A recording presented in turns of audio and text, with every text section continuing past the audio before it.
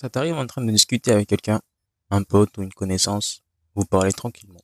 Et puis d'un coup, sans vraiment s'en rendre compte, la conversation s'est transformée en comparaison. Chacun commence à parler de ce qu'il fait, de ce qu'il veut, de ce qu'il a accompli, à montrer que lui aussi il a des projets, lui aussi il avance, qu'il fait pas rien.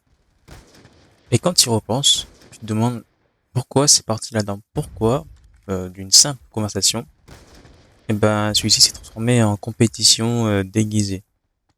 Comme si le simple fait de parler, de partager, ne suffisait plus.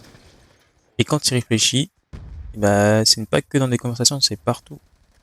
Dans tes jobs, ton hobby, les réseaux sociaux, les jeux vidéo, même quand les gens racontent leurs routines qui sont soi-disant chill, il y a quand même une vibe qui dit, ah, regardez comment je suis mieux organisé que toi.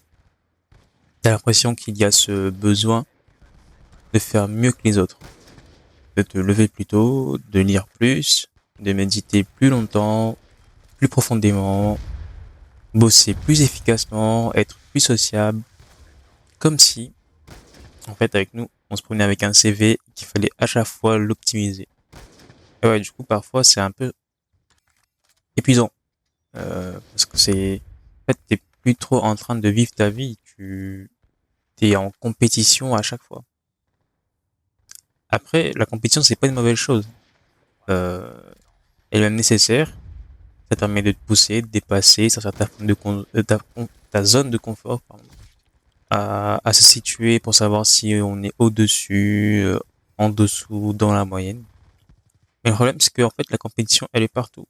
Même dans des endroits où elle n'est pas nécessaire. Dans l'amitié, dans la créativité, dans les loisirs, dans ton temps libre. C'est devenu en fait une guerre silencieuse. Et à force, tu te rends même plus compte que tu es en train de te comparer, et même avec des gens que tu ne connais pas. Il y a une citation il y a une citation que j'aime bien. Je sais plus qui l'a dite, mais elle m'est restée. Et en gros, c'est en anglais, mais je vais vous la dire en français pour vous épargner mon super accent de bilingue, niveau C1. La comparaison vole le bonheur. Et c'est vrai, parce que tu peux être bien d'un coup et te sentir bon. Et il suffit juste que tu as appris qu'il y a une personne ou quelque chose qui a été meilleur que toi sur un domaine. Et c'est assez pour te démotiver et sentir que t'es pas assez. Alors que juste avant, tu pensais que t'étais bon. Le truc, c'est que c'est obligé que tu ne peux pas être le meilleur à chaque fois. Et même, je pense que c'est nécessaire que t'es pas obligé d'être le meilleur. Enfin, c'est nécessaire que tu n'es pas le meilleur, quoi.